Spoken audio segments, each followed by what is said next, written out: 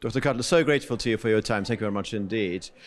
Today's forum is about the developments happening across the world, and everybody's talking about change, whatever that may entail. Do you think this region and Azerbaijan is ready for those changes?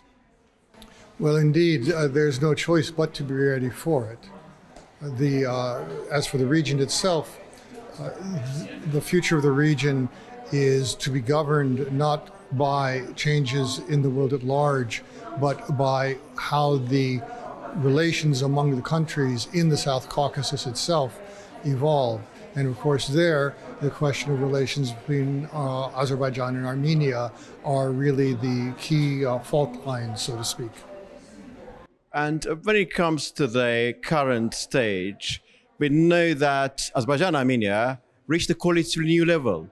They finalized the draft text of a peace agreement, but there are some other prerequisites. What is your reading of the current situation, and to what extent you believe that peace deal is a likely eventuality when you look at this year? I would not say that it is a qualitatively new level, because it still remains only potential. There are several problems, as you know, with regard to the Armenian constitution, with regard to the Zangezur corridor, and the question of delimiting the frontier. And I don't need to tell you that Azerbaijan strongly prefers that all of these questions be resolved prior to the actual signature of the peace treaty, so that no ambiguities remain, to encourage elements in Armenia to think about any reconquest of Azerbaijani territories. So I would not say that it's a qualitatively new level yet.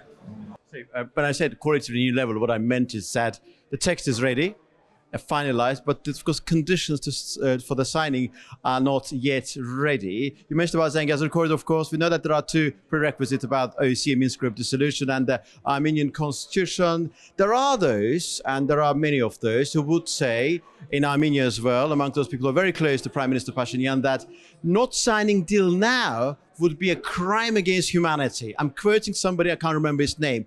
What do you make of that reasoning? People would say that this is a time, we have to seize the moment, otherwise implications are going to be too hideous to contemplate.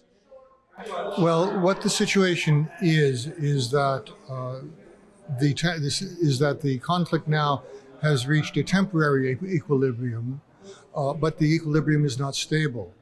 And fulfilling the conditions for the signature of the peace treaty, followed by its signature, would create that stable equilibrium from which there could be no sliding back. So long as the problems pointed out by the government of Azerbaijan persist, then there will always be room for interpreting, for plural or more than one interpretation of the situations. So that, and you mentioned also the OSCE Minsk Group, which I omitted in order to abbreviate my intervention. There are all of these matters that do need to be resolved in order for a truly stable equilibrium to emerge, as opposed to a temporary or a local equilibrium. And if memory serves me correctly, the first question addressed to the President was about Azerbaijani identity with implications for its foreign policy. I think Svante Kornel put that question about Azerbaijan being a Caucasian country, also in a sense, of course, Central Asian, Turkic country. What do you make of that multidimensional Azerbaijani identity? And to what extent do you think the nature of this identity, its substance, has impacted Azerbaijan's foreign policy? Well, I am more habituated to discuss policy than identity, because the discussion of identity can very easily become idealistic and divorced from reality. And there are many academics who make their careers on discussing identity without any relation to what the identity means in practice.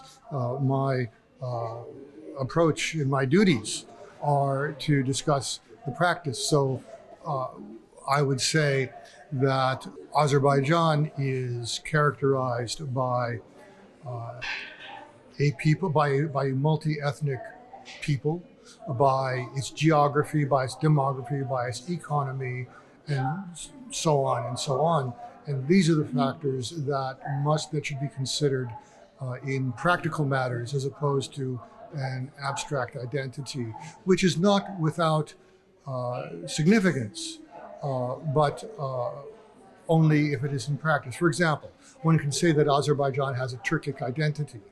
This is meaningless unless one talks, for example, about the organization of Turkic states, and that has practical significance. Indeed. Another very important element, President specifically reflected on that, Azerbaijan's role in terms of mediating between Turkey and Israel. It sort of seems to testify to Azerbaijan's growing credentials as a mediating actor. What do you make of that? Because he was very obvious. He said that during the first problem, the crisis, Azerbaijan played an important role. He said that we were behind doors, and now effectively, he confirmed that Azerbaijan is acting again. What do you make of Azerbaijan's role as a mediator between Israel and Turkey?